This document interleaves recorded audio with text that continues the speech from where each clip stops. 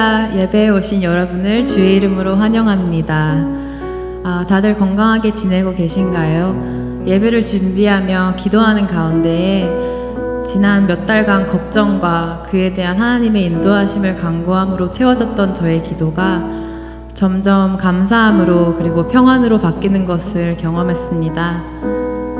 좋은 날씨를 주시고 보지 못하여도 연락할 수 있는 가족과 친구들 그리고 교회 공동체를 주시고 무엇보다 우리 소망 되신 예수님을 의지하게 하심에 더욱 감사하고 기뻐하게 되었습니다. 우리 이 시간 하나님 앞에서 예배할 때에 하나님이 이 시간 나에게 허락하신 것들에 감사하며 언제나 좋으신 주님을 기쁨으로 찬양하였으면 좋겠습니다.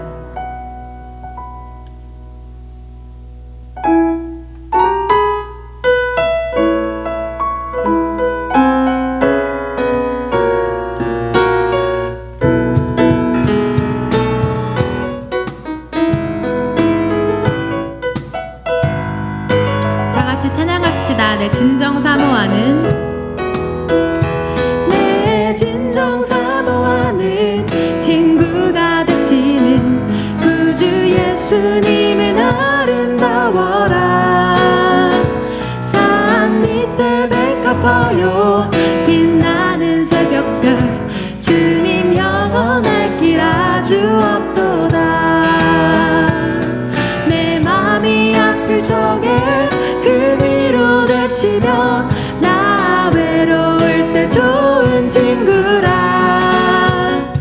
주는 저 산 밑에 백합 빛나는 새벽별 이 땅 위에 비길 것이 없도다. 내 몸의 모든 염려 이 세상 고락한 나와 항상 같이 하여 주시고 시험을 당할 때에 악마의 계교를 즉시 물리치사 날 지키시네. 온 세상 날 버려도 주 예수 안 버려 끝까지 나를 돌아보시니. 주는 저 산 밑에 백합 빛나는 새벽별 이 땅 위에 비길 것이 없도다.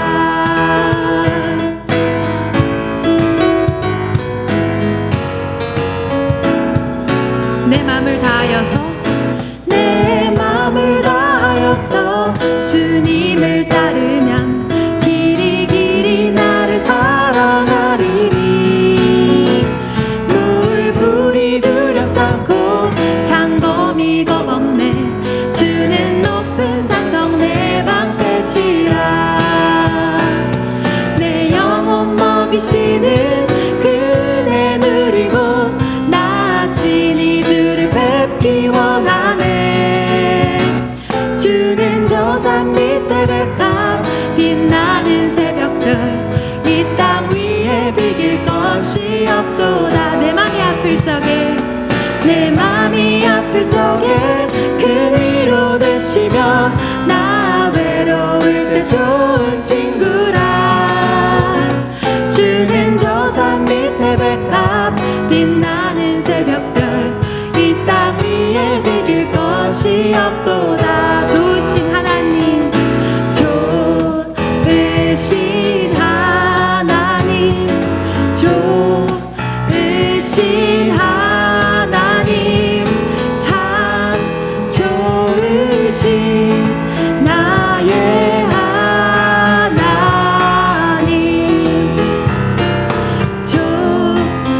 좋으신 하나님 좋으신 하나님 참 좋으신 나의 하나님 참 좋으신 나의 하나님.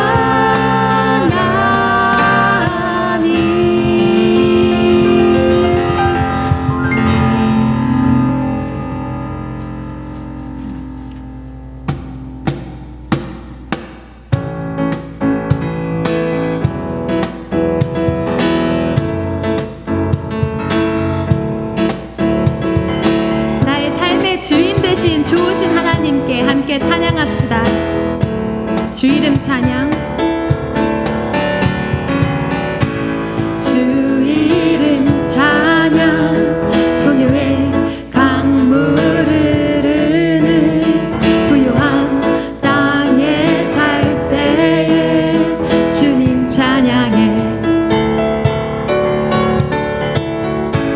주 이름 찬양 거칠은 광야와 같은 인생길 걸어갈 때도 주님 찬양해.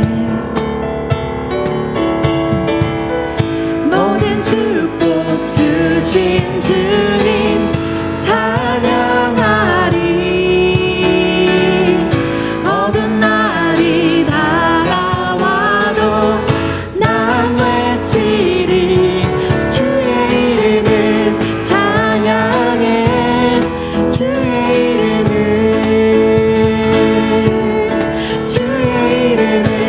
찬양해. 영화로운 주 이름 찬양.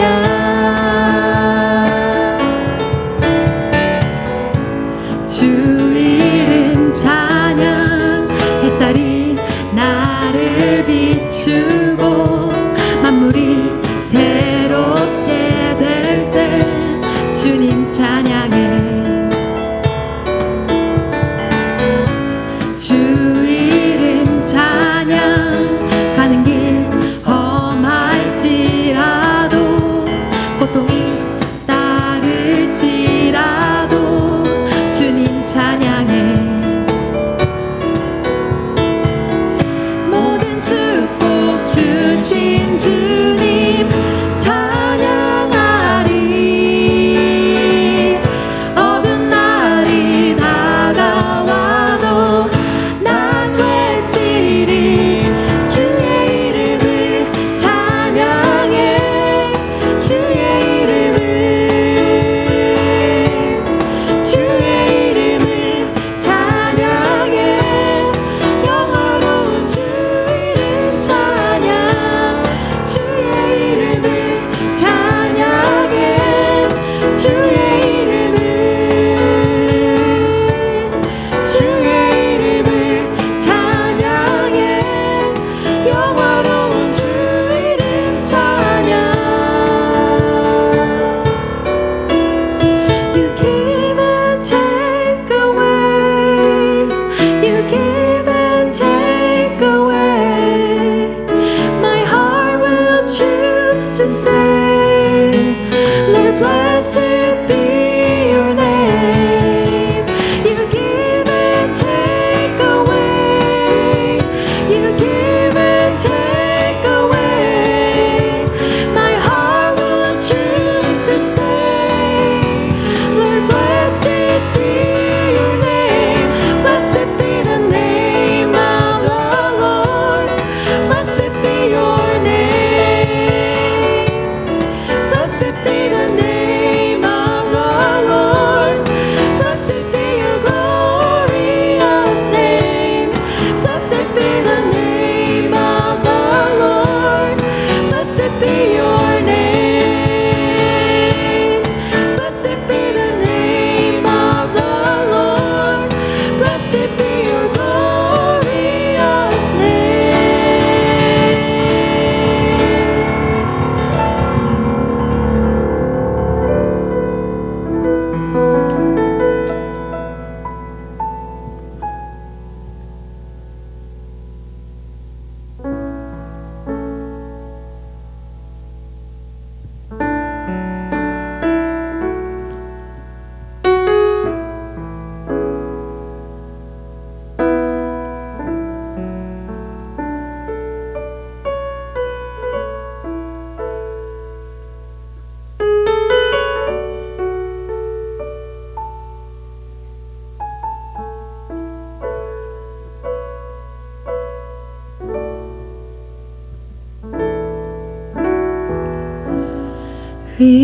의지했던 모든 것 변해가고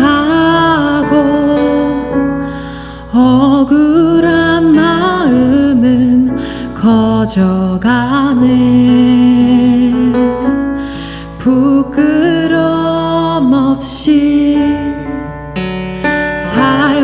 싶은 마음 주님 아시네.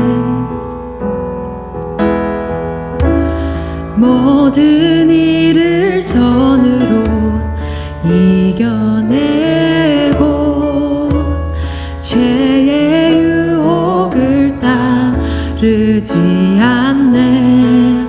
나를 구원하신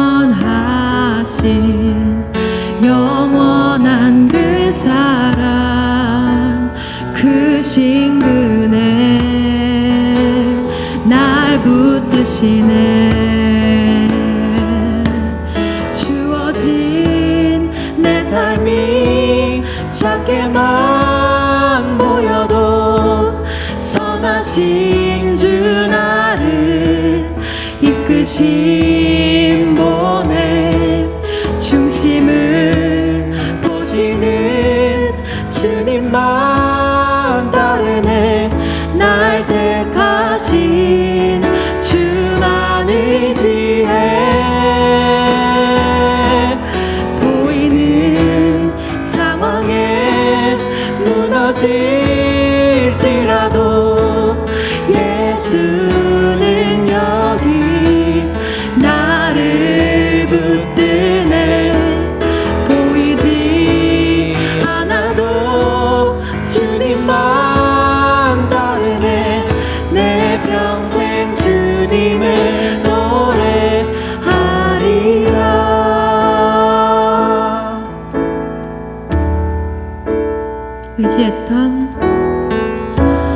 의지했던 모든 것 변해가고 억울한 마음은 커져가네.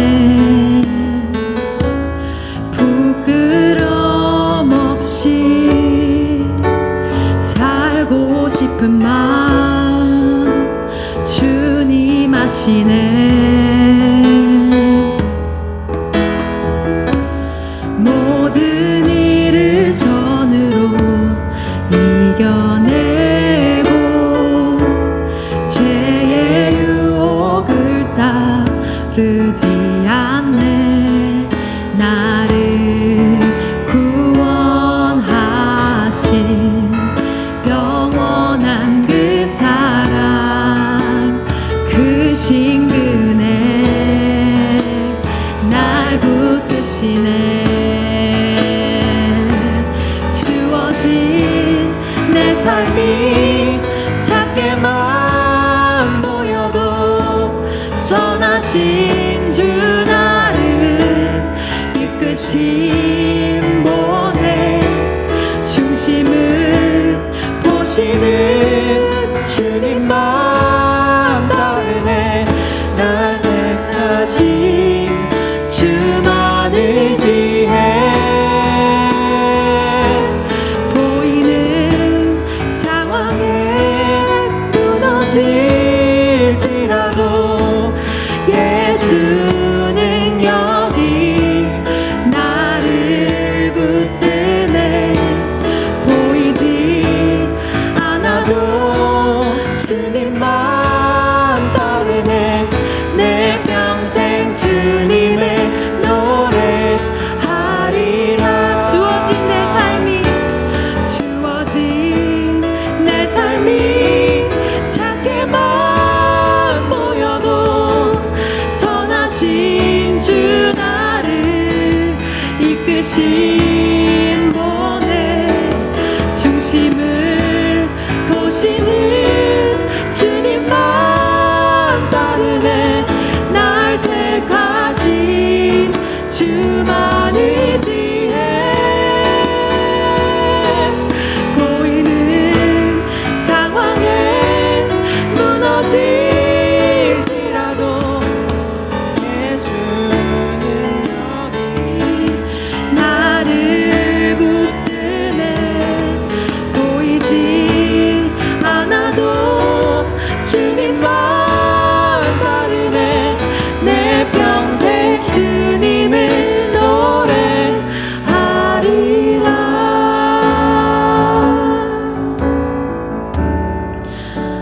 하나님은 자격 없는 나에게 친히 오셔서 사랑한다, 너의 죄를 사하였노라 말씀하시는데, 나의 가장 부끄러운 모습까지도 사랑으로 덮어주시고 나의 중심을 보신다고 하셨는데, 나는 주님을 조건적으로 상황 따라 사랑하고 있진 않았나 돌아봅니다.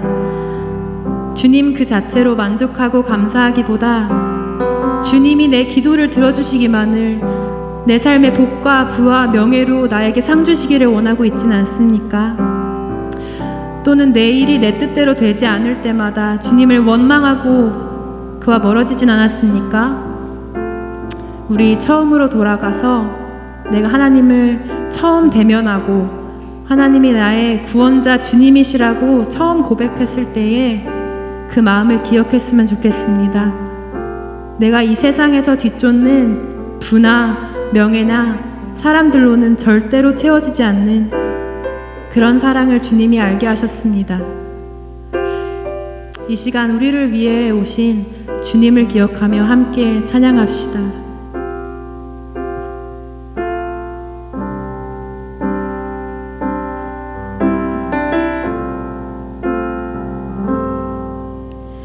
내 안에 가장 귀한 것 예수를 알미라. 그 은보다 더 귀한 것 예수를 알미라.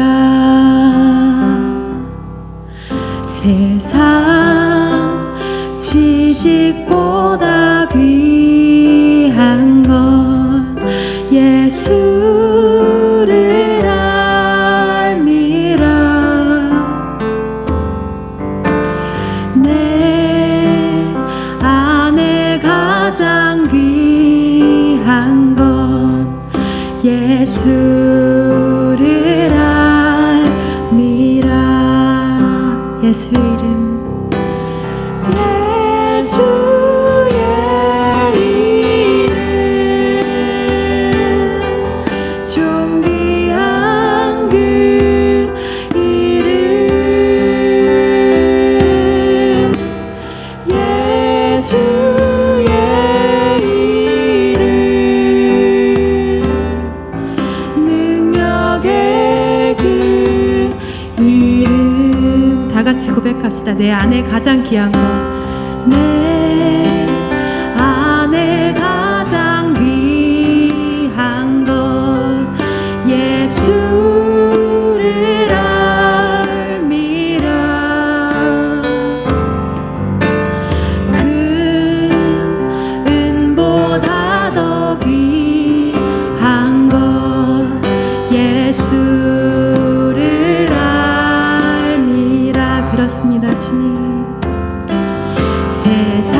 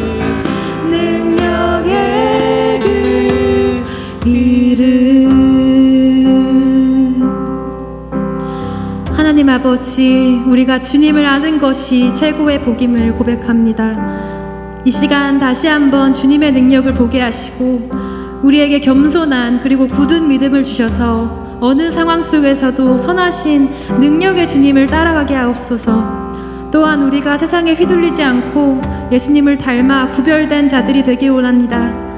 우리 걸어가는 이 삶의 여정 속에 항상 동행하여 주시고 그 길에서 주님의 영광을 바라보고 주님을 기뻐하는 우리들이 되게 하여 달라고 다 함께 기도합시다. 하나님 아버지, 이 시간 기도하는 가운데 하나님 나의 삶의 속에서 하나님 이 사는 것이 중요한 것이옵니다.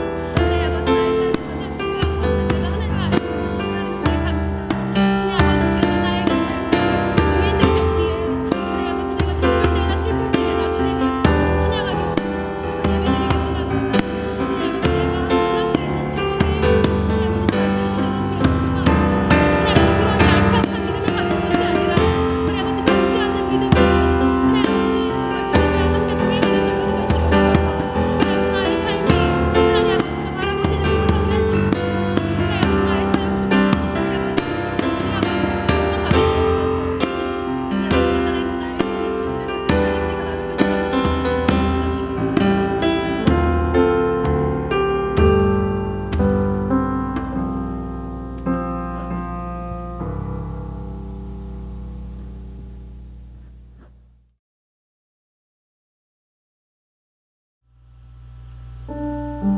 하나님 아버지, 오늘도 이 귀중한 예배의 자리에 우리를 불러주시고 함께 온라인으로 남아 예배드릴 수 있게 하심에 감사드립니다. 우리를 아버지 품에서 안전하게 보호해주신 그 은혜와 사랑 덕에 지난 한 주도 무사히 살아갈 수 있었음을 고백합니다. 우리는 지금 어려운 시기를 지나고 있습니다. 이 상황을 통해 하나님께서 우리에게 가르쳐 주시고 말씀하시고자 하시는 말을 찾으려 안간힘을 쓰다가도 좀처럼 줄어들지 않는 확진자 수와 사망자 수를 보며 이 상황 속에서 아무것도 할 수 없다는 무력감에 빠져 우울해질 때도 있습니다. 하나님, 우리가 얼마나 연약한 존재인지 다시 한번 깨닫습니다. 당연하다고 생각했던 것들을 잃어버린 것과 같은 이 상황에서 우리가 그 무엇보다도 중요히 여겨야 할 본질을 알게 하시는 주님, 이럴 때일수록 조금 더 하나님의 음성에 귀 기울이는 하나님의 자녀가 되길, 또 우리의 중심이 오직 하나님이 되길 기도합니다. 이 상황을 견뎌내고 있는 우리의 외로운 마음에도 친히 방문하셔서 우리의 곁에는 항상 하나님이 함께 하심을 느끼게 해주세요. 함께 하지는 못해도 멀리서 진심으로 예배드리는 그 가정에 은혜와 안전을 더해주세요. 예배를 위해 각자의 자리에서 섬겨주시는 많은 손길들이 있습니다. 앞으로의 예배를 위해 준비할 때에 기도로 모든 성도들의 안전을 지킬 수 있는 지혜를 간구하길 원합니다. 우리가 다시 모여 함께 예배를 드릴 수 있을 때 그간 하나님이 우리와 함께 하셨다는 그 기쁨과 감사의 마음으로 예배를 드릴 수 있길 간절히 기도드립니다. 이 모든 말씀 살아계신 예수님 이름으로 기도드렸습니다. 아멘.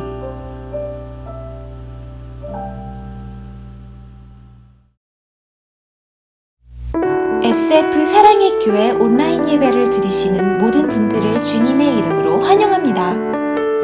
코비드-19으로부터 성도님들의 안전을 위해 당분간 주일 예배는 온라인으로 주일 오전 11시에 드려집니다. 주일 예배가 온라인 예배로 전환됨에 따라 아래와 같이 온라인 또는 우편으로 헌금을 드려주시길 바랍니다. 두 방법이 익숙하지 않으신 성도님들께서는 헌금을 따로 보관하셨다가 추후 정상적으로 예배가 이루어질 때 드리시길 바랍니다. 지난주 식사는 이혜자 권사님께서 섬겨주셨습니다. 귀한 섬김에 감사드립니다. 계속해서 온라인 예배 녹화팀을 식사로 섬겨주실 분을 모집합니다. 관심 있으신 분들께서는 김나혜 권사님께 연락주시길 바랍니다. 어려운 상황 속에서도 물질로 헌신해주신 모든 성도님들께 감사드립니다. 코로나 바이러스 19에 따른 예배 안내를 드리겠습니다. 지역 정부가 6월 셋째 주부터는 예배를 허락하였지만 아직 상황이 나아지지 않았고 교회의 자체적인 준비 과정에 시간이 더 필요한 상황이기에 좀 더 추이를 지켜보기로 결정했습니다. 상황이 지금보다 많이 안정되고 자체적인 준비가 마무리되는 대로 현장 예배에 대한 계획과 실행 스케줄에 대해 알려드리겠습니다. 그때까지 예배는 지금과 같이 온라인 예배로 진행하겠습니다. 코로나 바이러스 19 사태의 안전과 교회 성도들을 위해 변함없이 계속해서 기도해 주시기를 부탁드립니다. 감사합니다. 성령의 은혜가 풍성한 샌프란시스코 사랑의 교회가 되길 언제나 소망합시다. 하나님 말씀 함께 보겠습니다. 사무엘상 21장 1절부터 9절까지 말씀입니다. 사무엘상 21장 1절부터 9절까지 구약성경 445면쯤에 있습니다. 1절부터 9절까지 말씀을 제가 읽겠습니다. 다윗이 노베 가서 제사장 아히멜렉에게 이르니 아히멜렉이 떨며 다윗을 영접하여 그에게 이르되 어찌하여 내가 홀로 있고 함께하는 자가 아무도 없느냐 하니 다윗이 제사장 아히멜렉에게 이르되 왕이 내게 일을 명령하고 이르시기를 내가 너를 보내는 것과 내게 명령한 일은 아무것도 사람에게 알리지 말라 하시기로 내가 나의 소년들을 이러이러한 곳으로 오라고 말하였나이다. 이제 당신의 수중에 무엇이 있나이까? 떡 5덩이나 무엇이나 있는 대로 내 손에 주소서 하니 제사장이 다윗에게 대답하여 이르되 보통 떡은 내 수중에 없으나 거룩한 떡은 있나니 그 소년들이 여자를 가까이만 하지 아니하였으면 주리라 하는지라. 다윗이 제사장에게 대답하여 이르되 우리가 참으로 3일 동안이나 여자를 가까이 하지 아니하였나이다. 내가 떠난 길이 보통 여행이라도 소년들의 그릇이 성결하겠거든 하물며 오늘 그들의 그릇이 성결하지 아니하겠나이까 하매 제사장이 그 거룩한 떡을 주었으니 거기는 진설병 곧 여호와 앞에서 물려낸 떡밖에 없었음이라. 이 떡은 더운 떡을 드리는 날에 물려낸 것이더라.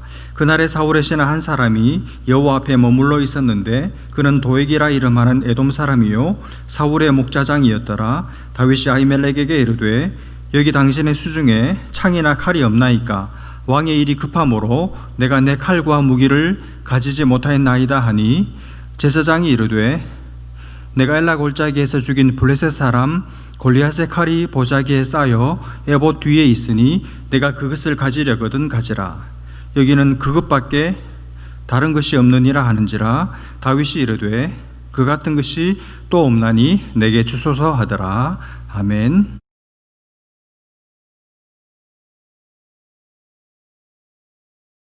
지난 주일에 다윗이 요나단의 도움을 받아 사울의 본심을 이제 분명하게 깨닫고 나서 요나단과 헤어지고 이제 길고 긴 이 도피 생활, 방랑 생활을 시작하게 됩니다. 그 길로 다윗은 3일 동안을 밤낮 없이 달리고 달려서 노비라는 곳에 도착하게 됩니다. 여러분, 다윗이 3일 동안 달려서 이제 노베에 도착했을 때 다윗의 모습이 어땠을까요? 3일 동안을 잠도 제대로 못 자고 먹을 것도 제대로 못 먹고 열심히 달렸으니까 아마 온몸이 힘이 빠지고 지치고 배고프고 피곤했을 것입니다. 또 여러분, 마음은 어땠을까요? 두려움으로 가득 찼을 것입니다. 몸과 마음이 지치고 피폐해질 대로 피폐해져 있는 그런 모습으로 다윗은 노비라는 곳에 이제 도착을 하게 됩니다. 여러분, 다윗이 이 본격적인 도피 생활을 시작하면서 왜 맨 먼저 노비라는 곳에 갔을까요? 이 당시 노비라는 곳은 사무엘상 22장 19절을 보시면 이렇게 되어 있습니다. 제사장들의 성읍 노, 이렇게 되어 있어요. 그러니까 이 노비라는 곳은 제사장들이 함께 모여서 사는 곳입니다. 여러분, 왜 제사장들이 함께 모여서 살았을까요? 이유는 간단하죠. 거기 자기들의 직장이 있기 때문이죠. 여러분, 제사장들의 직장이 어디겠습니까? 하나님을 섬기는, 하나님을 예배하는 성막이죠. 그러니까 이 노비라는 곳은 하나님을 예배하는 하나님의 성막이 있는 곳이었습니다. 여러분, 다윗이 본격적인 도피 생활을 시작하면서 맨 먼저 찾아간 곳은 하나님의 성막이었습니다. 하나님의 성막을 다윗은 맨 먼저 찾아갔습니다. 여러분, 이 사실을 여러분 가슴속 깊이 새기시기를 바랍니다. 이제 도피 생활을 본격적으로 시작하는, 그리고 몸과 마음이 지칠 대로 지쳐있는 이 다윗에게 가장 먼저 생각난 곳은 하나님의 성막이었습니다. 다윗이 가장 먼저 가고 싶었던 곳은 하나님의 성막이었어요. 여러분, 지금 이 다윗의 마음을 여러분 이해하시겠습니까? 그리고 이 다윗의 그 마음을 여러분도 가져보신 적이 있으십니까? 내 인생이 춥고, 내 인생이 배고프고, 피곤하고, 그리고 지치고, 누군가에게 쫓기고, 내 인생이 무너져 간다고 느낄 때, 내 인생이 바닥으로 떨어져 가고 있다고 생각될 때, 그때 여러분, 교회가 맨 먼저 생각나셨습니까? 하나님이 맨 먼저 생각이 나셨습니까? 다윗은 자기 인생이 추락하고 있다고 느꼈을 때 하나님의 성막을 찾았습니다. 여러분, 다윗이 왜 하나님의 성막을 찾았을까요? 하나님의 성막에 가서 하나님을 만나고 싶었던 것이죠. 하나님의 음성을 듣고 싶었던 것입니다. 하나님의 품 안에서 좀 쉬고 싶었던 것이죠. 사람들에게서는 발견할 수 없는 실패한 자를 정죄하지 않으시고, 실패한 자를 있는 그대로 받아주시고 위로해 주시는 그 하나님의 무조건적인 사랑을 맛보고 싶었던 것이죠. 그래서 성막으로, 하나님의 품 속으로 달려갔던 것이죠. 여러분, 다윗이 이렇게 한 것은, 이렇게 하기로 방향을 잡은 것은 너무나도 잘한 일이죠. 여러분, 우리도 다윗처럼 해야 합니다. 우리도 다윗처럼 여러분 살다 보면 바닥으로 밑으로 떨어질 때가 있습니다. 내 뜻대로 삶이 안 될 때가 있습니다. 몸은 피곤하고 지치고, 내 몸은 이제 한계 상황에 다다랐고, 마음에는 아무런 의욕도 없고, 열정도 없고, 희망도 없고, 불안할 때가 있습니다. 여러분, 그럴 때 어떻게 해야 할까요? 그때, 바로 그럴 때 내가 찾는 것이 내가 진짜 믿고 있는 것입니다. 여러분, 그때 무당을 찾는 사람은 무당을 믿는 것이죠. 그때 사람을 찾는 사람은 사람을 믿고 의지하는 사람이죠. 그러나 그때 하나님이 제일 먼저 생각나고, 그래서 그 하나님께로 달려가서, 그 하나님 품속으로 달려가서 그분 앞에 엎어져서 엉엉 우는 사람은 진짜 하나님을 믿는 사람이죠. 여러분, 사람이 어떻게 계속 올라가기만 하겠습니까? 올라갈 때가 있는가 하면 때로는 내려갈 때도 있습니다.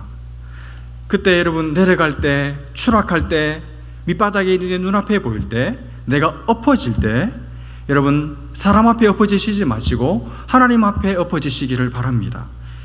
여러분, 힘들고 지치고 피곤할 때 하나님께 엎어지면 하나님 다시 우리를 살려주십니다. 우리를 일으켜주십니다. 새 힘을 주세요. 새 길을 보여주십니다. 다시 밑바닥에서 올라올 수 있게 될 줄로 믿습니다. 다윗은 몸과 마음이 피곤할 때 맨 먼저 하나님의 성막을 생각했습니다. 그리고 그 하나님의 성막으로 달려갔습니다. 여러분, 평생을 사시는 가운데 힘들고 어렵고 마음이 피곤해지실 때마다 하나님의 성전을 찾으시기를 바랍니다. 교회 오세요. 하나님께 달려와서 하나님께 피하는 여러분 되시기를 주님의 이름으로 축복합니다. 여러분, 하나님께 피하는 사람들에게는 하나님께서 이미 주신 약속의 말씀이 있습니다. 시편 118편 8절 9절 말씀에 보니까 이 시인이 이렇게 고백합니다. 여호와께 피하는 것이 사람을 신뢰하는 것보다 나으며, 여호와께 피하는 것이 고관들을 신뢰하는 것보다 낫도다. 여러분, 하나님이 사람보다 낫습니다. 하나님께 피하는 것이 고관들, 힘 있는 사람을 의지하는 것보다 훨씬 더 나아요. 여러분, 마음이 힘드실 때 사람에게 피하지 마십시오. 힘 있는 사람한테 전화 돌리지 마세요. 물론 그것도 필요하겠지만, 그러나 그것을 하기 이전에 먼저 하나님을 찾으시기를 바랍니다. 하나님께 부르짖어 기도하십시오. 하나님께 피해 보십시오. 그러면 하나님 어떻게 하십니까? 시편 34편 8절 말씀에 너희는 여호와의 선하심을 맛보아 알지어다. 그에게 피하는 자는 복이 있도다. 여러분, 예수를 믿으면서도 맨날 입으로만 하나님은 좋으신 분이지, 하나님은 선하신 분이야, 다른 사람이 하나님의 선하심을 맛보고 나서 하나님의 은혜를 간증하는 소리를 들으면서 속으로 부러워나 하고, 여러분 언제까지 그런 신앙생활을 하시겠습니까? 내가 친히 내 인격으로 내 온몸으로 하나님의 선하심을 내 혀끝으로 맛을 봐야 되는 거잖아요. 맛을 보니까 하나님은 정말 선하신 분이야. 하나님의 선하심을 내가 맛을 보니까 정말 맛있어. 정말 진하고 짜릿해. 그 맛 자꾸 생각이 나. 그 맛 다시 맛보고 싶어. 또 맛보고 싶어. 더 맛보고 싶어. 그래야죠. 그래야 여러분 예수 믿는 것이죠. 근데 여러분 어떻게 하면 그 하나님의 선하심을 내 입으로만 내 머리로만이 아니라 내 온몸으로 체험을 하고 맛을 보고 살아갈 수가 있겠습니까? 친절하게도 그 뒤에 나와요. 뭐라고 했습니까? 그에게 피하는 자는 복이 있도다. 어떻게 하면 하나님의 선하심을 맛볼 수 있습니까? 힘들고 어려울 때 사람 찾아다니지 않고 하나님께 피하면 됩니다. 여러분이 너무 힘들어서 마음에 모든 힘이 진이 다 빠져서 하나님께 피해서 왔는데, 여러분 하나님이 여러분을 그냥 돌려보내시겠습니까? 다른 사람, 힘 있는 사람 찾아가지 않고 하나님께 피해 왔는데, 하나님께 피해 찾아온 그 사랑하는 자녀를 하나님이 야, 너 줄 거 없다, 나는 너 잘 모르겠다, 그러시겠습니까? 하나님 그렇게 자기에게 피해 온 자녀를 너무너무 반가워하세요.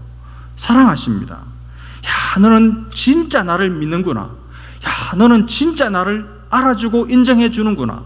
야, 정말 너는 나를 사랑하는구나. 야, 오랜만에 내 마음 알아주는 진짜 자식 같은 자식 하나 만났다. 그러시면서 온갖 하나님의 좋은 선하심이라는 선하심은 다 주실 줄로 믿습니다. 그러니 그 사람, 하나님께 피하는 사람, 사람에게 피하지 않고 하나님께 피하는 사람, 하나님의 선하심을 맛볼 수밖에 없는 것이죠. 여러분 힘들고 어려우실 때, 마음이 답답할 때 사람 찾아가지 마시고 교회 오십시오. 하나님 앞에 나오십시오. 엎어져도 하나님 앞에 엎어지시기를 바랍니다. 여러분 엎어진 당신의 자녀를 하나님이 그냥 내버려 두시겠습니까?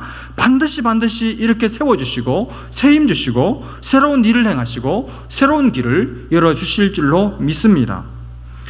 여러분 하나님을 믿는다는 게 뭡니까? 하나님을 믿는다는 것은 내가 힘들고 어려운 일이 생겼을 때 하나님을 가장 먼저 찾는 것을 말합니다. 하나님을 사랑한다는 게 뭡니까? 좋은 일이 있을 때도 하나님을 찾고 하나님이 제일 먼저 생각이 나고, 어렵고 힘든 일이 있을 때도 하나님이 제일 먼저 생각나고, 그 하나님을 찾는 것, 그게 하나님을 사랑하는 것이죠.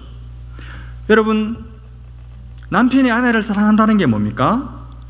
좋은 일이 있을 때도 아내가 제일 먼저 생각나고, 이거 다 내 아내 덕이지, 아내한테 이 기쁜 소식을 맨 먼저 알려야지, 이런 생각이 가장 먼저 들고, 힘들고 어려운 일이 있을 때 아내가 맨 먼저 생각나고, 그래서 아내는 나를 이해해 주겠지, 나를 위로해 주고 격려해 주겠지, 아내에게는 이 문제에 대한 어떤 지혜가 있겠지, 그런 생각이 나야 그런 남편이 진짜 아내를 사랑하는 것이죠.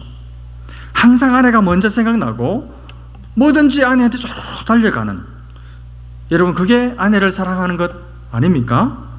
아내를 사랑한다고 말은 하면서 좋은 일이 있으면 딴 여자한테 먼저 달려가고 딴 여자 생각이 가장 먼저 나고, 나쁜 일이 있어도 다른 여자 찾아가면 그 사람은 아내를 사랑하는 것이 아니죠.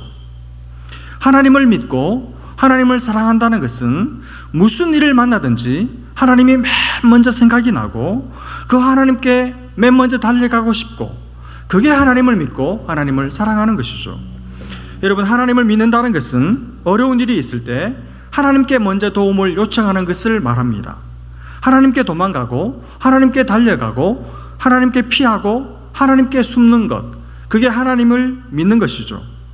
하나님을 믿는다고 하면서 힘들고 어려울 때 하나님이 생각나지를 않고 하나님 아닌 다른 것으로 달려간다면 그 사람은 하나님을 믿는 것이 아니라 자기가 생각하고 자기가 달려가는 그것을 믿는 것이죠. 그래서 여러분 그 사람이 진짜 하나님을 믿는 사람인지 안 믿는 사람인지는 정확하게 몰라요. 평소에는 모릅니다. 그 사람의 입에 말만 들어서는 알 수가 없습니다. 언제 알 수 있습니까?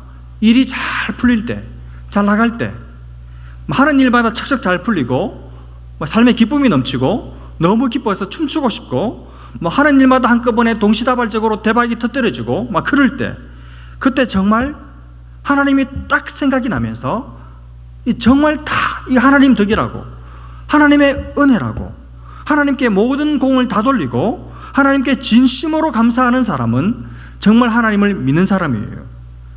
근데 잘 될 때, 잘 나갈 때 하나님이 조금도 생각이 나지 않고 자기 노력, 자기 열심히 한 거, 자기 똑똑한 거, 자기 잘난 거, 그것만 생각나는 사람은 하나님을 믿는 사람이 아닙니다. 그러니까 일이 잘 될 때 그 사람이 하나님을 정말 믿는 사람인지 아닌지가 드러나고, 또 하나 언제 드러나는가 하면 힘들고 어려울 때, 공경에 처했을 때 누구를 먼저 찾는지를 보면 그 사람이 정말 믿는 사람인지 그 사람의 믿음의 실체가 밝히 드러납니다. 내가 어려울 때, 내 마음이 힘들고 괴로울 때, 그때 내가 찾는 것이, 내가 제일 먼저 찾는 것이 내가 믿고 있었던 겁니다. 그게 내가 믿고 있는 신인 것이죠. 그게 나의 하나님입니다. 주 안에 사랑하는 여러분, 여러분은 마음이 힘들고 곤고할 때 누구를 가장 먼저 찾으십니까? 어디로 가십니까? 그리고 그 사람이 여러분의 하나님이에요. 여러분, 그 사람을 믿고 계시는 것이죠. 어떤 사람은 어려운 일이 생기면 무당 찾아갑니다. 그 사람은 무당 믿는 것입니다. 어떤 사람은 어려운 일이 생기면 사람을 찾아다닙니다. 그 사람은 사람을 믿는 것이죠. 공경에 처해 보면 진짜 그 사람이 뭘 믿는지가 선명하게 드러납니다. 다윗은 본격적인 도피 생활을 시작하면서 맨 먼저 성막을 찾아갔습니다. 다윗은 진짜 하나님을 믿는 사람이죠. 저는 여러분과 제가 진짜 하나님을 믿는 사람이 될 수 있기를 바랍니다. 여러분, 무슨 일을 만나든지 하나님을 찾으십시오. 좋은 일을 만나도 하나님을 찾으십시오. 좋은 일이 있거든, 여러분의 삶에 기쁜 일이 있거든, 먼저 하나님께 감사하십시오. 그리고 어려운 일을 만나시면 그때도 하나님을 찾으십시오. 좋은 일을 만나도 하나님 앞에 나오고 슬픈 일을 만나도 하나님 앞에 엎어지십시오. 그러면 하나님께서 여러분이 정말 당신을 의지하는, 당신께 모든 것을 의탁하는 사람인 줄 알고 여러분의 인생을 책임져 주실 줄로 믿습니다. 다윗이 놉당에 갔는데 누구를 만났는가 하면 아히멜렉이라는 제사장을 만납니다. 이 아히멜렉이라는 사람은 어떤 사람이냐 하면 사무엘상 22장 9절에 보시면 아히두베의 아들 이렇게 되어 있어요. 그러면 아히두베는 누굽니까? 사무엘상 14장 3절에 보시면 이가봇의 형제라고 되어 있습니다. 여러분, 아히두베, 이 이름은 생소하지만 이가봇 들어보신 기억이 나시죠? 이가봇은 누군가 하면, 여러분, 이가봇의 뜻은 영광이 떠나갔다, 그런 뜻이죠.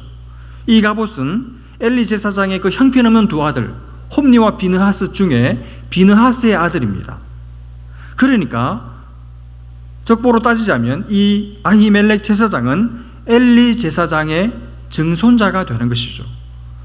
근데 여러분, 별로 느낌이 안 좋아요. 왜냐하면 하나님께서 이 엘리 제사장을 이제 심판하시고 저주를 선언하시면서 뭐라고 말씀하셨는가 하면 너 집이 대대로 망할 것이다. 특별히 너희 자손들이 다 칼에 맞아서 죽을 거다. 그렇게 말씀하셨거든요. 그러니까 이 아히멜렉 제사장도 엘리 제사장의 후손이니까 뭔가 느낌이 안 좋아요. 앞으로 이 아히멜렉이 어떻게 될지 계속 좀 주시해 볼 필요가 있습니다. 어쨌든 다윗은 노비라는 곳에 도착해서 이 아히멜렉이라는 제사장을 만났습니다. 근데 아히멜렉이 다윗을 딱 보니까 행색이 말이 아닌 겁니다. 장군인데 무장도 하지 않고 옷도 남루하고 뭔가 이상한 거예요. 그래서 두려운 생각이 든 겁니다. 여러분, 사실 이 아히멜렉도 소식을 들어서 지금 사울 왕과 그 사위인, 그 부마인 이 다윗 사이가 심상치 않다는 소식을 듣고 있었거든요. 그랬는데 갑자기 예고도 없이 갑자기 그것도 다른 병사들을 대동한 것도 아니고 혼자서 다윗이 느닷없이 자기를 찾아왔을 때 두려워서 깜짝 놀란 것이죠. 그래서 묻습니다. 왜 혼자 오셨습니까? 그렇게 아히멜렉 제사장이 물었을 때 다윗이 여러분 거짓말로 둘러댑니다. 다윗이 뭐라고 말합니까? 2절 말씀해 보시면 사울 왕이 자기한테 비밀 임무를 비밀 명령을 내렸다는 거예요. 그래서 이건 누구한테도 비밀이기 때문에 누구한테도 말할 수 없고, 그래서 나 혼자 왔고 다른 병사들은 다른 곳에 지금 대기하고 있고 내가 언제 다시 그 다른 병사들과 조인하게 될 것이다. 이렇게 거짓말로 둘러댑니다. 그러면서 다급하게 하는 말이 3절에 떡 좀 주세요. 떡 5개만 주세요. 이렇게 다윗이 아히멜렉 제사장에게 부탁을 합니다. 여러분, 지금 이 2절 3절에 등장하는 이 다윗의 모습 어떻습니까? 지금까지 우리가 봐왔던 다윗의 모습과는 판이하게 다르죠. 너무 낯설죠. 여러분, 우리가 지금까지 봐온 다윗의 모습은 정말 믿음의 용장이었습니다. 하나님을 믿는 믿음으로 철저하게 무장되어 있고 용기 있는 모든 사람들의 인기를 한 몸에 받고 있는 부러움의 대상, 흠모할 만한 사람이었습니다. 그런 다윗이 지금 자기가 다급해지니까 어떻게 하고 있습니까? 거짓말을 둘러대고 있고 너무 배가 고파서 떡 5개만 있으면 달라고 구차하게 구걸하는 그런 모습을 보여주고 있습니다. 지금까지 우리가 봐온 모습과는 너무나도 어울리지 않은 모습이죠. 여러분, 다윗이 거짓말하는 이 다윗을 보시면서 여러분 이럴 수 있습니까? 어떻게 생각하십니까? 예, 충분히 이럴 수 있습니다. 여러분, 정말 배고파 보셨습니까? 진짜 배고프면 눈에 뵈는 게 없어요. 먹을 생각밖에 안 들고 모든 사물들이 먹는 것으로 연상되어 보이게 되어 있습니다. 여러분, 지금 다윗이 3일을 굶었습니다.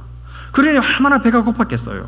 그리고 편안한 상태로 3일을 굶은 금식기도 한 것도 아니고 지금 마음으로 추격을 당하면서 마음으로 끝없이 쫓기면서 3일을 두려운 마음으로 달려왔거든요. 그러니까 그 스트레스에, 그 긴장감에, 그 추위에, 그 외로움에 얼마나 그 배고픔에 더한 배고픔이 여러분 느껴졌겠습니까? 그러니 지금 살려고 다윗이 거짓말을 한 것이죠. 여러분, 저나 여러분이나 이런 상황에 놓이면 아마 대부분이 이렇게 둘러대면서 거짓말하게 될 것입니다. 여러분, 인생은 악하기도 하지만 약하기까지 해요. 나는 절대로 어떤 일이 있어도 거짓말 안 해. 그런 거짓말 하지 마시기를 바랍니다. 내가 제일 믿을 수 없는 게 여러분 나 자신입니다. 우리는 다 약해요. 그래서 자기를 믿으면 안 돼요. 스스로를 믿으면 안 됩니다. 그리고 남들의 연약함과 남들의 넘어짐에 대해서 너무 큰 소리로 떠들지 마십시오. 그분도 약해서 그래요. 오히려 약해서 넘어진 것을 부둥켜 안아주고 덮어주고 위로해주는 것이 성도가 마땅히 해야 할 일인 것이죠. 여러분, 다윗이 너무 배가 고파서 떡을 좀 달라고 하니까 이 아히멜렉 제사장이 뭐라 그럽니까? 4절에 보시면 보통 떡은 없대요. 그런데 거룩한 떡은 있대요. 여기 거룩한 떡이 뭡니까? 진설병이라고 말하는데 디스플레이 되어 있는 브레드, 빵이라는 말인데 성소 안에 6개씩 두 줄로 하나님께 보여지는, 하나님께 바쳐지는 이 떡이 있었습니다. 근데 이 진설병은 율법에 보면 누구만 먹을 수 있는가 하면 제사장과 그 가족들만 먹을 수 있게 되어 있었습니다.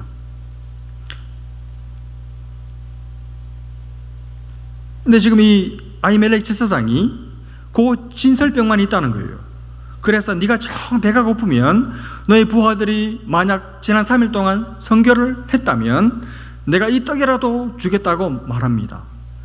여러분, 이상하지 않습니까? 원래 이 떡은 제사장과 그 가족들만 먹을 수 있다고 그랬죠. 그러니까 다윗에게는 사실 줄 수 없는 떡인데도 아히멜렉은 아마 이미 이 떡을 다윗에게 줄 생각을 가지고 있었던 것 같아요. 그러니까 다윗이 뭐라고 대답합니까? 5절에 제사장이시여, 우리가 급히 비밀 임무를 띠고 지난 3일 동안을 지냈는데 여자를 가까이 할 시간이 어디 있었겠습니까? 우리 깨끗하고 우리 정결하고 우리 성결합니다. 그러니까 빵을 주십시오. 그렇게 부탁을 합니다.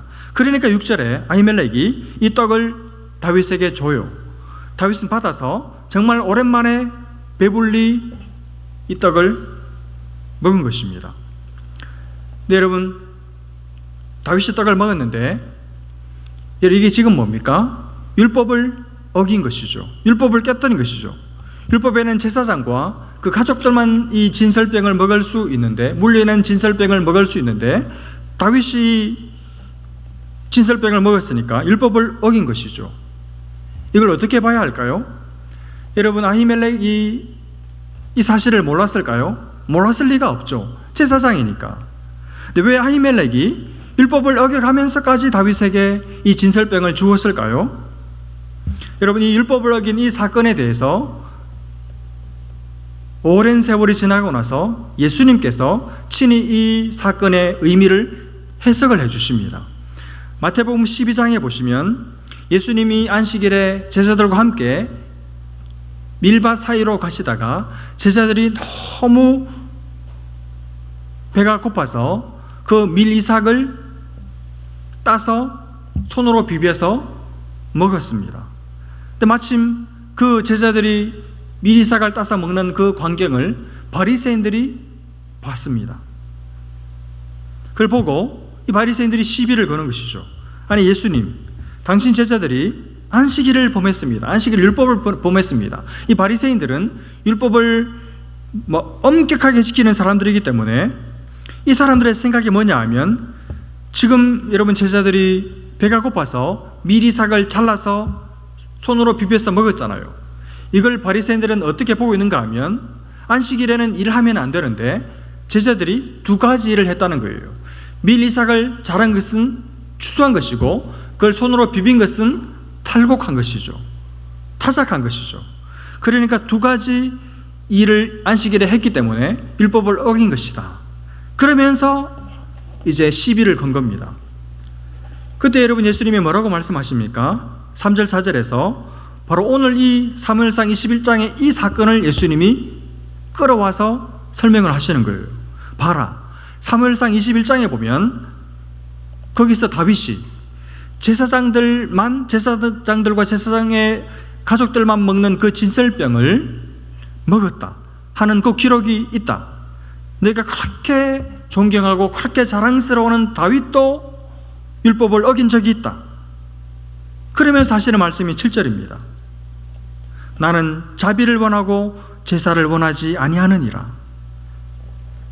여러분, 예수님께서 당신의 제자들이 안식일을 범한 이 사건, 그리고 다윗이 율법을 어긴 이 사건을 어떻게 해석하고 계십니까? 나는 자비를 원하고 제사를 원하지 아니한다. 그러니까 율법의 조문 하나하나를, 율법의 작구 하나하나를 지키느냐 안 지키느냐 보다 어떤 면에서 더 중요한 것은 모든 율법의 가장 근본적인 정신, 핵심적인 정신인 자비, 긍휼, 사랑을 베풀며 사느냐 하는 것이 가장 중요하다는 것이죠. 예수님이 말씀하시는 것은 뭐냐 하면, 모든 율법의 핵심은 사랑이라는 겁니다. 긍휼이라는 것입니다. 자비라는 것입니다. 아무리 율법을 하나하나 다 잘 지켜도 사랑이 없으면, 자비가 없으면, 긍휼이 없으면 그 모든 율법을 지킨 것이 아무 소용이 없다는 말씀이죠. 그래서 이 아히멜렉 제사장도 긍휼이, 자비가, 사랑이 제사보다 앞선다는 것을 알았기 때문에 율법을 어겨가면서까지, 율법을 깨뜨려 가면서까지 다윗에게 이 하나님의 긍휼을, 하나님의 자비를 베풀었다, 이렇게 예수님께서 설명해 주고 계시는 것이죠. 결국 다윗은 지금 도망다니는 피곤한 삶을 살아가고 있고, 그리고 자기 살려고 거짓말로 둘러대고 있지만, 그런 다윗을, 여러분 실망스러운 모습을 보여주고 있는 이 다윗을 여러분 하나님은 어떻게 하고 계십니까? 이 다윗을 향해서 긍휼과 자비와 사랑을 베풀어 주고 계십니다. 여러분, 우리가 외롭고 우리가 굶주려 있고 우리가 연약하고 우리의 영혼이 피폐해져 있을 때, 심지어 하나님 앞에 나와서도 우리 인격과 우리 신앙의 민낯을, 실망스러운 모습을 주님께 다 보여드려도 주님 어떻게 하십니까? 하나님 우리에게 긍휼을 베풀어 주십니다. 변함없이 우리를 사랑하시고 우리에게 긍휼을 베풀어 주십니다. 그래서 우리에게 떡을 주셔서 우리를 배부르게 해주십니다. 새 힘을 주시는 것이죠. 근데 갑자기 좀 불길한 징조를 여기서 만나게 됩니다. 7절 말씀인데 도액이라는 사울의 신하 한 사람이 나와요. 이 사람은 에돔 사람이고 사울의 목자장인데 다윗과 이 아히멜렉이 만나서 서로 주고받는 대화를 엿듣게 됩니다. 결국 이 도액은 나중에 이 일을 사울에게 쫓아가서 다 고자질합니다. 그래서 이 아히멜렉과 그리고 그 놉 땅에 함께 살았던 제사장들 85명과 그 제사장들의 가족들을 모두를 다 죽이는 엄청난 비극을 불러오는 그런 사람이 됩니다. 여러분, 지금 다윗이 도망길이니까 먹을 것도 없지만 무기도 없잖아요. 그래서 8절에 보시면 이 제사장 아히멜렉에게 뭐라고 부탁을 하는가 하면 무기가 있으면 좀 달라고 부탁을 합니다. 근데 그런 부탁을 하면서도 다윗이 또 거짓말을 해요. 내가 급하게 나오느라고, 왕의 급한 명령을 수행하느라고 무기를 못 챙겨왔다고 또 거짓말을 합니다. 근데 여러분, 이제는 입만 열면 거짓말하는 그런 다윗의 모습을 볼 수가 있죠. 근데 이게 사실은 불가능한 이야기입니다. 여러분, 성소에 무슨 무기가 있겠어요? 여러분, 교회에 무기가 있겠습니까? 그리고 제사장에게, 목사님한테 무슨 무기가 있겠습니까? 저는 무기 없습니다. 근데 이상하게 다윗이 아히멜렉을 본 순간 이 목사님은 아마 무기를 소지하고 있을지 몰라, 그런 생각이 들었는지는 모르지만 무기가 있으면 좀 달라는 거예요. 근데 여러분, 공교롭게도 이 제사장 하는 말이 무기가 있다는 겁니다. 어디 있습니까? 9절에 에봇 뒤에 그것도 골리앗의 칼이 있다는 겁니다. 여러분, 골리앗의 칼이 왜 여기 있을까요? 사무엘상 17장 50절부터 54절에 보면 다윗이 물맷돌로 여호와의 이름으로 나아가서 골리앗을 때려 눕히지 않았습니까? 그리고 골리앗을 때려 눕히고 나서 다윗이 골리앗에게로 향해서 달려갑니다. 달려가서 먼저 배 위에 올라탑니다. 그리고는 골리앗의 칼집에서 칼을 꺼냅니다. 그러고 나서 그 골리앗의 칼로 최종적으로 골리앗을 죽입니다. 그리고 나서 지금 다윗의 손에 골리앗이 쓰던 그 칼이 쥐어져 있잖아요. 그 칼을 다윗이 어떻게 했는가 하면 하나님의 성소에 하나님께서 내게 이 승리를 주셨다는 믿음의 고백으로 성소에 이 골리앗의 칼을 바칩니다. 그래서 지금 그 칼이 하나님의 성소에 있게 된 거예요. 여러분, 다윗은 이럴 거라고 생각도 못했을 겁니다. 지금 그 칼이, 골리앗의 칼이 여기 있을 줄은 상상도 못했을 거예요. 근데 자기가 도망와서 지금 다급한 상황에 처해서 찾아온 이 하나님의 성막에 떡을 얻어 먹는 것은 이해할 수 있지만, 예상할 수 있었지만, 그 골리앗의 칼이 있어서 자기에게 실제로 사용할 수 있는 무기가 되리라고는 아마 꿈에도 생각하지 못했을 거예요. 그 소리를 듣고 다윗이 뭐라고 말합니까? 이보다 더 좋은 무기가 어디 있겠습니까? 그러면서 덥석 받습니다. 여러분, 이 장면을 두고 해석이 분분하더라고요. 대부분의 많은 이 학자들, 목사님들이 이 구절을 해석하시면서 이것은 다윗이 잘못한 것이다, 다윗의 믿음이 변질된 것이다, 예전에는 칼이 없었어도 어디 칼로 골리앗을 싸워서 이긴 것이 아니라 여호와의 이름으로, 믿음으로 하나님의 이름을 의지해서 이긴 그 다윗이 이제는 궁급해지고 다급해지니까 믿음이 떨어져서 이제 칼을 구하고 있고 칼을 얻으려고 애쓰고 있는 것이다, 그렇게 보는 분들이 많더라고요. 여러분, 저도 동의합니다. 근데 여러분, 제가 이 장면에서 더 제 마음을 끈 것은 이 다윗이 지금 입만 열면 거짓말하고, 또 많은 분들이 말씀하시는 것처럼 정말 다윗의 믿음이 떨어져서 하나님의 이름을 의지하고 도피 생활을 하는 것이 아니라 칼이 있어야만 자기 신변이 보장된다고 생각하는 그 믿음이 현격하게 떨어진 모습을 보여주고 있지만, 그런 다윗을 향해서도 하나님은 이런 다윗에게 칼을 주셔서, 그리고 하나님의 승리의 상징이 붙어있는 이 골리앗의 칼을 다윗 손에 쥐어 주셔서 자기를 지키도록 해 주셨다는 사실입니다. 네가 그럴 수 있느냐? 그 전에 골리앗을 싸워 이길 때도 믿음으로 나를 의지하고 나갔던 것처럼 지금도 믿음으로 나가야지, 이렇게 책망하지 않으시고 그 연약해진 다윗의 연약한 믿음을 보시고 그에게 칼을 쥐어주시는 그 하나님의 마음, 하나님의 긍휼을 저는 더 생각하게 되었습니다. 이렇게 믿음이 모자란 다윗에게 하나님은 떡도 주시고 칼도 주셔서 배부르게 하시고 앞으로 자기를 지킬 수 있도록 하나님께서 해 주신 것이죠. 여러분, 연약함을 드러내고 있는 믿음이 예전 같지 않은 그 다윗을 향해서도, 입만 열면 거짓말하는 정말 실망스럽게 거지없는 그 다윗을 향해서도, 연약해진 다윗을 향해서도 하나님은 당신의 긍휼과 당신의 자비와 당신의 사랑을 거두시지 않고 계시는 것이죠. 여러분, 이 연약한 다윗, 이 입만 열면 거짓말하는 다윗, 이 믿음이 현격하게 땅에 떨어지는 다윗의 모습이 우리의 모습과 다르지 않지 않습니까? 우리도 믿음이 연약해질 때 다윗과 똑같은 모습을 보일 때가 많습니다. 그때 하나님은 너 왜 그때 골리앗 앞에 선 그 모습을 잃어버렸니? 너 어떻게 그럴 수 있니? 실망했다, 그렇게 말씀하시지 않습니다. 오늘 하나님은 오늘 본문에서 다윗에게 떡을 구하는 것에 대해서 한마디도 책망하지 않으셨고, 칼을 구하고 있는 그 골리앗의 칼을 손에 쥐고 기뻐하고 있는 다윗의 모습을 향해서 하나님은 한마디도 책망하시지 않았습니다. 나 너한테 실망했다, 그렇게 말씀하시지 않았어요. 오늘 이런 다윗에게도 하나님은 당신의 긍휼과 당신의 사랑을 아끼지 않고 베풀어 주셨습니다.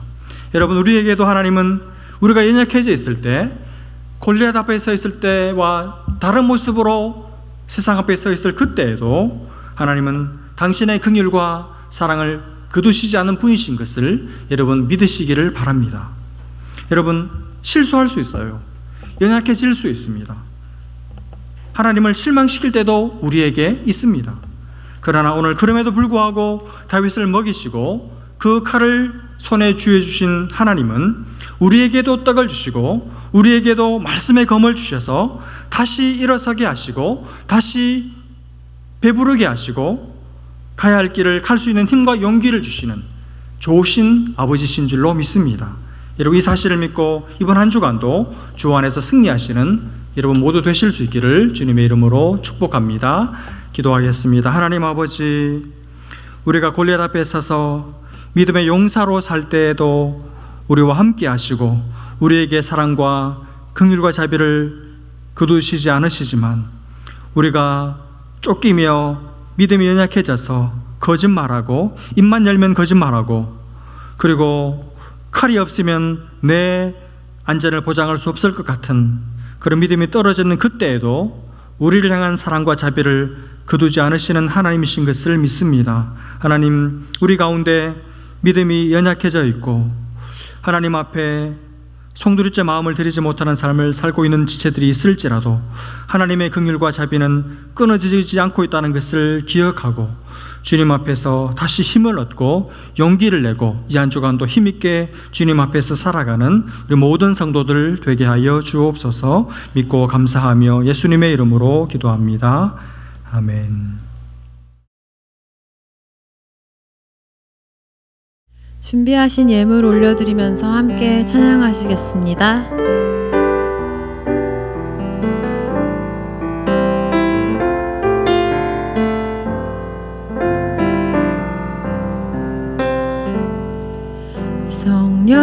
성령이여 우리를 예수께로, 예수여 우리를 아버지께로, 아버지 우리를 예수께로, 예수여 우리를 성령께로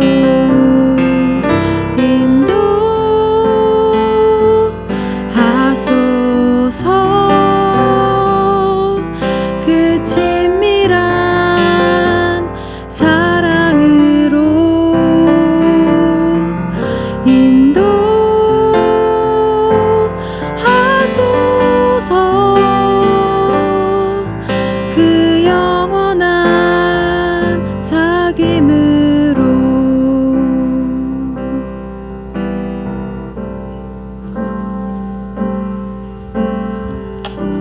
기도하겠습니다. 하나님 아버지, 우리가 하나님을 믿습니다. 그러나 온전하게 믿지는 못합니다. 다윗이 하나님을 믿고 성소에 나아가 하나님의 도우심을 구했지만 하나님을 온전히 신뢰하지 못했기 때문에 다급한 마음에 둘러대고 원치 않는 거짓말을 하고 골리앗 앞에 섰을 때는 내 손에 칼이 없어도 하나님이 나와 함께 하시고 하나님이 내 무기이시며 내 힘이시라고 고백하며 하나님의 능력으로만 싸워 이겼지만 상황이 다급해졌을 때 이제는 하나님의 이름으로는 부족하고 내 손에 나를 지켜줄 수 있는 칼이 있어야만 안전이 보장되는 줄 알고 칼을 구했던 모습을 하나님 우리가 보면서 우리도 다윗처럼 그렇게 믿지 않는 것은 아니지만 온전히 믿지 못하고 있는 우리의 모습을 발견합니다. 사랑하는 주님, 오늘 그리스도의 신부로 부름받은 우리가, 주님의 교회가 온 마음을 주님께 드리지 못하고 세상의 춤에 함께 놀아나며 절반의 마음만 주님께 드리고 있는 하나님, 이 더러워진 옷을 입은 우리를 보혈로 정결케 씻어주시고 하나님, 그럼에도 불구하고 입만 열면 거짓말하며 칼이 있어야만 내가 살 수 있을 것이라고 생각하는 그 다윗을 향해서도 떡을 주셔서 배부르게 하시고 칼을 주셔서 안전을 보장케 하시는 그 하나님의 긍휼과 자비와 사랑을 하나님 우리도 받고 있음을 기억하고 하나님 이 시간도 하나님의 거역할 수 없는 사랑에 감사와 감격을 올려드립니다. 우리 사랑하는 성도들 한 분 한 분의 마음과 삶 가운데 주님을 전심으로 사랑하고자 하는 마음이 다시 한번 불일 듯 일어나게 도와주시고 뜨겁게 주님을 사랑하게 하시고 전부를 들여 주님을 사랑할 수 있는 전심으로 온전히 주님을 의뢰하는 하나님의 사람 될 수 있도록 주님 도와주시기를 원하고, 그렇게 했을 때 우리의 손에 칼이 없어도 우리 힘으로 떡을 구하지 않아도 하나님 우리를 어떻게 먹이시며 우리를 어떻게 지켜내시는가를 이번 한 주간도 경험할 수 있도록 도와주셔서 너희는 여호와의 선하심을 맛보아 알지어다라고 우리 자녀들에게, 우리 믿음의 후배들에게 자신 있게 말할 수 있는 그런 삶을 살아가는 우리 모두 되게 하여 주옵소서. 하나님 이 땅에서 실내에서 예배를 드릴 수 없는 어려움을 우리가 겪고 있지만 우리의 마음의 성소에서는 주님을 향한 불길이 꺼지지 않고 늘 타오를 수 있도록 주님 은혜를 베풀어 주옵소서. 주님, 전부를 드리고자 하는 마음에 간절한 소원과 뜨거움을 담아 주님 앞에 예물을 드렸습니다. 이 예물과 우리의 마음과 우리의 삶과 우리의 전부를 주님께서 송두리째 연락해 주셔서 하나님이 우리의 삶을 완전히 책임지시는 것을 이 한 주간도 경험하며 살게 하여 주옵소서. 이제는 우리를 위하여 전부를 버리신 우리 구주 예수 그리스도의 은혜와 하나밖에 없는 아들을 주시기까지 우리를 사랑하신 하나님 아버지의 넘치는 사랑하심과 성령님의 교제하시고 교통하심이 우리의 삶의 한 부분에서 전부를 드리며 살기를 소원하고 다짐하는 모든 하나님의 사람들 머리 위에 이제로부터 영원토록 함께 계실지어다.